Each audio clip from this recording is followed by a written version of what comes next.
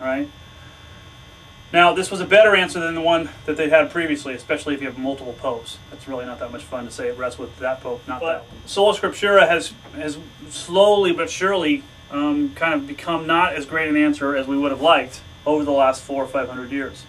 And I'm going to say that there's three major reasons for why that is, kind of echoing what Phyllis talks about in her book.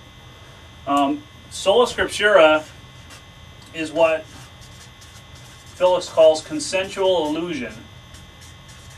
And what she means by that, what she talks about in the book quite eloquently, is that it's something that we all agree is going to be our story. It's the way we're going to orient ourselves.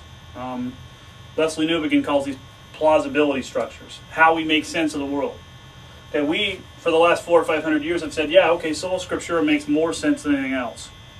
Okay, now it's making less sense as we go along, and we'll look at why that is.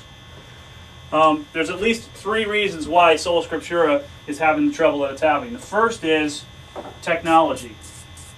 Okay, tech is hitting sola scriptura in a very significant way, and at least two things we can come up with over the last 100 years.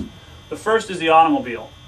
The automobile democratizes or spreads out how the story gets interpreted. Okay, whether it's a cultural story, social story, religious story, political story. The automobile changed that. All right, now on a Sunday afternoon, you and I might drive to wherever we want to for church. We come home, we might have dinner with we might have lunch with ourselves or with somebody else, or we might drive somewhere else. Okay, and this is what Phyllis Tickle calls the marginalization of grandma. Right? No longer does it happen at her house and does she get to monitor the stories. We're all over the place. Okay. The other tech thing that we'll talk more about later on in the week is the internet. Okay. Now there's no longer one interpretation we have to agree with. There's multiple interpretations, and we have access to all of those, which has created a tremendous amount of interesting dilemmas for sola scriptura. The second thing is we have our own plague of sorts. Whoops. Just like not quite as devastating as far as percentages, but it has killed millions of people, and that's AIDS.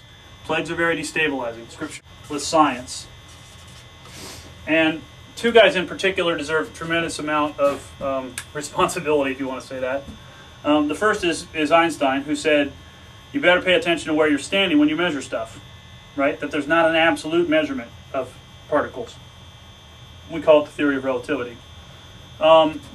Heisenberg took it even another step further and said, if you want to measure the speed of this thing, you're not going to get to know the position. Or if you want to get really dialed in on the position, you're not going to get to know the speed.